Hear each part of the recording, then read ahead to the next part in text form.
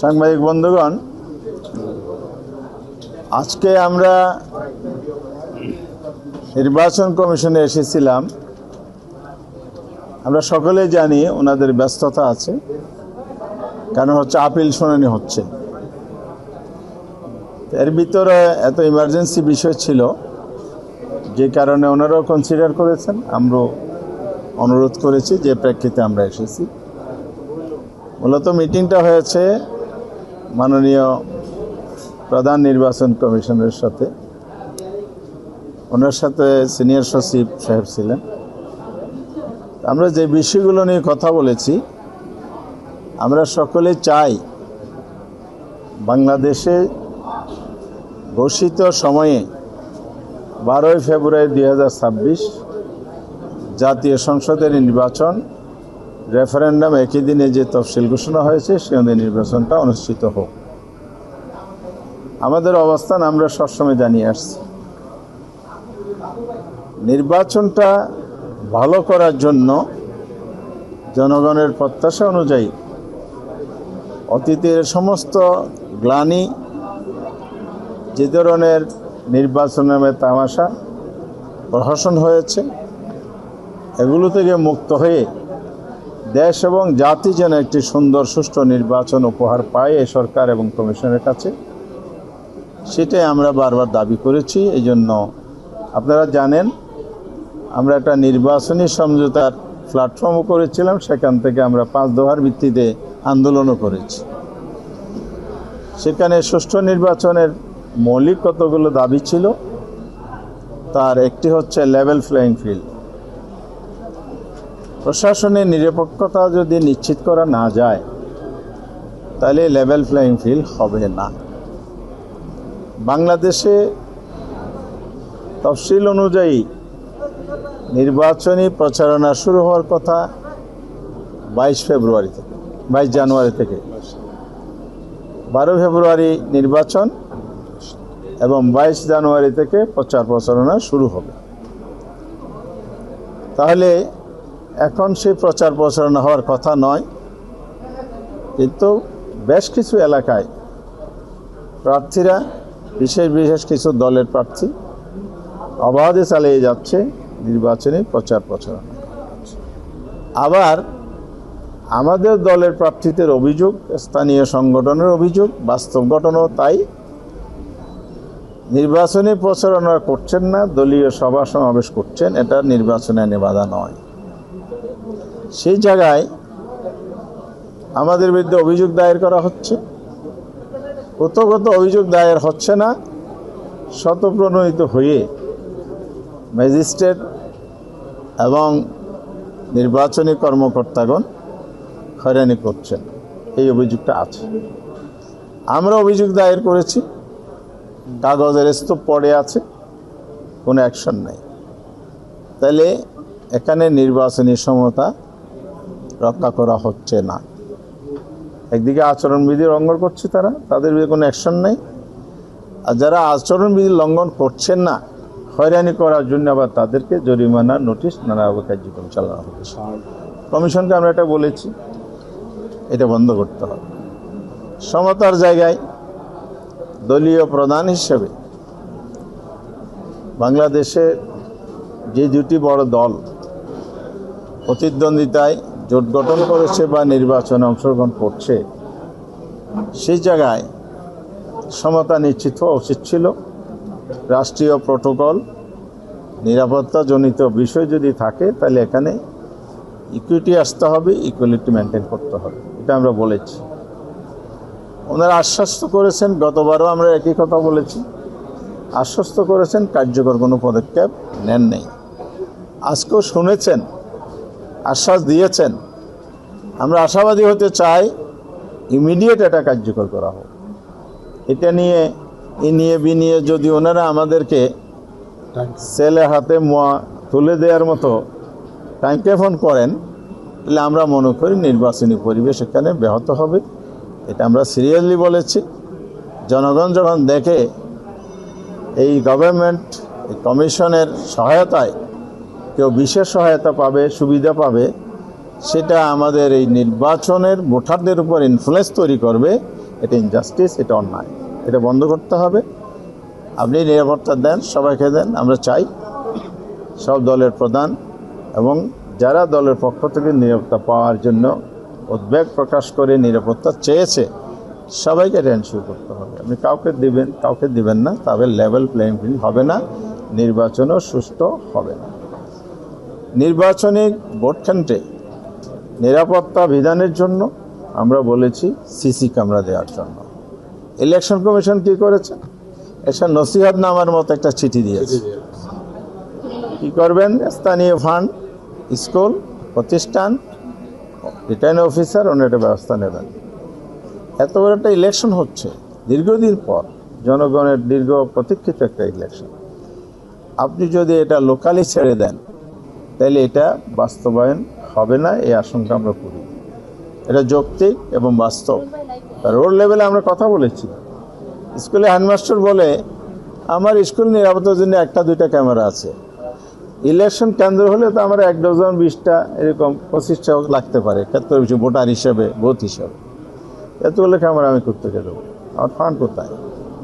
তাহলে এটা গভর্নমেন্টের কাছেই আমরা দাবি করেছি, সরকারি অর্থায়নে নির্বাচন কমিশনের নির্দেশনা অনুযায়ী প্রতিটি ভোট কেন্দ্রকে নিশ্চিত করতে হবে, সিসি ক্যামেরার আওতায় আনতে হবে। আপনি ফেয়ার ইলেকশন বলেন, আবার এটাও বলেন যে কথা ভুলে যান, জোর করে কেন্দ্র দখল করে ব্যালট ডাকাতি করে নির্বাচিত হবেন।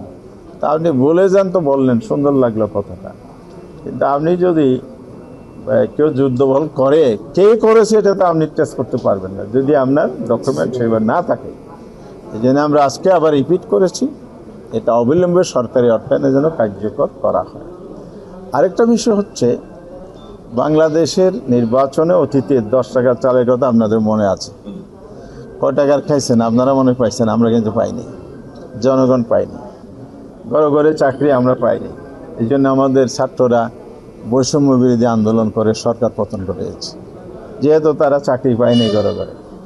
এমনকি ন্যায্য মাত্র 30% টাকায় জমির মালিক হয়ে নতুন বাংলাদেশের গড়ে তোলার স্বপ্ন দেখা বাংলা বসতি ততটাও পায়নি, মেধা ভিত্তিকও পায়নি। সেই ধরনের প্রতারণা বিগত দিনে হয়েছে। এখন একই স্টাইলে ফ্যামিলি কার্ড, কৃষি কার্ড, নানা কার্ডের বাহানা দিয়ে ড্যামি কার্ড বানিয়ে ঘরে ঘরে বিলি করা হচ্ছে। এই কার্ড আমরা দিয়ে যাচ্ছি, আমাদের ভোট দিলে তুমি এই ফ্যাসিলিটিগুলো পাবে। আমরা কমিশনকে গতবার এসে কথাগুলো বলেছি, এটা বন্ধ করেন, না করলেও ভোটাররা প্রতারিত হচ্ছে অতীতের মতো। একইভাবে ভোট প্রভাবিত হয়ে জনগণের পছন্দের প্রার্থী নির্বাচিত না হয়ে এবং আমাদের মাননীয় চিফ অ্যাডভাইজার সৎযোগ্য প্রার্থী নির্বাচিত করার যে আহ্বান, হার পক্ষে ভোট দেন, এই কথাগুলো বলছেন, সেখানে আর মানুষ সৎ প্রার্থীকে, যোগ্য প্রার্থীকে বেছে নিতে পারবে না, প্রতারিত হবে, প্রলুব্ধ হবে। এটা ইলেকশন পরিবেশ ব্যাহত করবে। অবিলম্বে এই তৎপরতা নির্বাচন কমিশনকে বন্ধ করতে হবে। আমরা দাবি জানিয়েছি, ওনারা নোট নিয়েছেন, ব্যবস্থা নেবেন বলেছেন। এমপিওভুক্ত প্রতিষ্ঠান যেগুলো আছে সেখানে শিক্ষকরা তো চাকরি করে, তারা দেশের নাগরিক, তার ভোটাধিকার আছে। ভোটাধিকার থাকলে আমি প্রার্থী হিসেবে তার কাছে ভোট চাইতে যেতে পারি। তাহলে ভোট চাইতে যাওয়ার সময় তো এখন হয়নি, কিন্তু কৌশল বিনিয়োগ করতে নিষেধ নেই। একটা স্কুলে যাচ্ছে, সবাই যাচ্ছে, কৌশল বিনিয়োগ করছে। ফট করে প্রতিপক্ষে সেটা ছবি ক্যামেরা দিয়ে কমপ্লেন দিচ্ছে যে উনি সরকারি চাকরি বিধি লঙ্ঘন করেছেন। ভালো কথা, সেটা যদি হয় সবার ক্ষেত্রে হোক। গুটি কয়েক শিক্ষককে নোটিশ করেছে, 10,000, 15,000 পেনাল্টি করেছে যে আপনি আচরণ বিধি লঙ্ঘন করেছেন, সরকারি চাকরি বিধি লঙ্ঘন করেছেন। এই যে দ্বৈত নীতি বা বৈপরীত্য, এই যে বৈষম্য, এটা যদি অব্যাহত থাকে তাহলে সুষ্ঠু নির্বাচন কীভাবে হবে? কিছু কিছু অফিসার ইতিমধ্যে চিহ্নিত হয়েছে, তার নিরপেক্ষতা হারিয়েছেন, বিতর্কিত হয়েছে, এক এক জায়গায় এক এক রোল করেছেন। যেমন ডুয়েল সিটিজেনশিপ ব্যাপারে এক এক জায়গায় এক রকম হয়েছে। আবার শুনতেছি আইনের শিথিল করার কথা। ভালো কথা, আইনি শিথিল করবেন না কড়া করবেন এটা আইনেই বলে দিবে। প্রভিশন থাকলে সবার জন্য হোক, না থাকলে কারোর জন্য না হোক। ঋণ খেলাপির ব্যাপারে একই প্রশ্ন উঠেছে। কোথাও বৈধ হয়েছে, কোথাও অবৈধ হয়েছে। আর আমিও তো এটার শিকার, আপনারা সকলেই জানেন। তবে আপিলের মাধ্যমে ফিরে পেয়েছি প্রার্থীতে, এটা ভিন্ন কথা। যারা এই ইনজাস্টিসগুলো করে যাচ্ছে তাদের বিরুদ্ধে কোনো ব্যবস্থা নেওয়া হচ্ছে না। তাহলে সুষ্ঠু নির্বাচনের এগুলো একটা ব্যারিয়ার, এটা আমরা মনে করি। বাংলাদেশের মানুষ চায় বহুদিন পরে একটা নির্বাচন হচ্ছে, এবং বহু হয়রানির পরে হচ্ছে, বহু জুলুমের পরে হচ্ছে। মানুষের প্রত্যাশার জায়গাটা অনেক বড়, বিশেষ করে জুলাই আগস্টের অভ্যুত্থানের পরে প্রত্যাশাটা অনেক বেশি। তো সরকার বারবার সুন্দর সুন্দর কথা বলছে, ফিল্ড লেভেলে কিন্তু কার্যকরিতা আমরা সেভাবে লক্ষ্য করছি না। আজকে আপনাদের মাধ্যমে আমরা দেশের সরকার, নির্বাচন কমিশন সবাইকে আহ্বান জানাবো, আসুন আমরা সবাই মিলে একটা সুন্দর নির্বাচন করি। সুন্দর নির্বাচনে যেরকম পরিবেশ নিশ্চিত করা দরকার, এখানে আপনারা উদ্যোগী হন, কার্যকর পদক্ষেপ নেন। রাজনৈতিক দল হিসাবে, সহযোগী শক্তি হিসাবে আমরা আপনাদের পাশে আছি।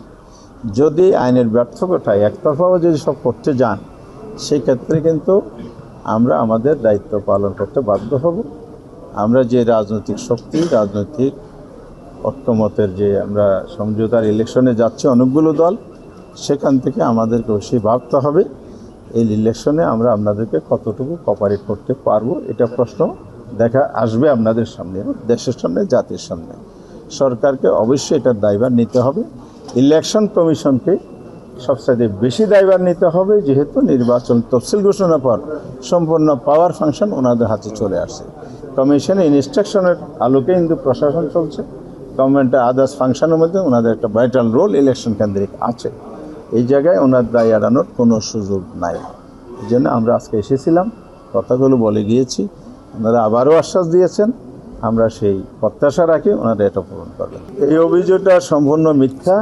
কারণ হলো, আপনি পোস্টাল ব্যালট যেটা বিদেশে গিয়েছে, কোন একটা দেশে, ওমান না কোথায়, আমি শুনে আমার বাহরাইন, আমাকে একজন সাংবাদিক বিবিসি আমাকে ফোন করছিলেন। তো উনি যেটা আমাকে বলেছেন, এই লোকটা আপনাদের নেতা কিনা। বাহরাইন এমন একটা দেশ, যে দেশে কোনো রাজনৈতিক দলের শাখা তাদের দেশের আইন সাপোর্ট করে না, অ্যালাউ করে না। 2 নম্বর হচ্ছে, বাংলাদেশের নির্বাচনী আইন আরপি অনুযায়ী রাজনৈতিক দলের নিবন্ধনের যে শর্তাবলী আছে, বিদেশের রাজনৈতিক দলের কোনো শাখা থাকতে পারবে না। আইনের প্রতি শ্রদ্ধাশীল হিসাবে আমরা অলওয়েজ এটা মেনটেন করেছি। যদিও মিডিয়াতে বিভিন্ন দেশের বিভিন্ন দলের শাখা আমরা দেখি, এ ব্যাপারে কোনো পদক্ষেপ নাই। যেখানে আমার দলের কমিটি নাই, রাজনৈতিক নেতা হওয়ার তো প্রশ্নই ওঠে না। সে উদুরপিন্দি ভূতের গাড়ি চালানোর কোনো সুযোগ নেই। না, লোকাল ব্যালট যেটা হয়, নির্বাচন কমিশন আমাদেরকে যেটা বলেছে, যেহেতু এখানে একটা পোস্টাল ব্যালট পাঠানো আবার ভোট নিয়ে ফিরিয়ে আনা একটা টাইম বিষয় আছে, সময় সাপেক্ষ বিষয়। এই কারণে ওরা যেভাবে পাঠিয়েছেন, এটা আমাদের কাছে অযৌক্তিক মনে হয়নি।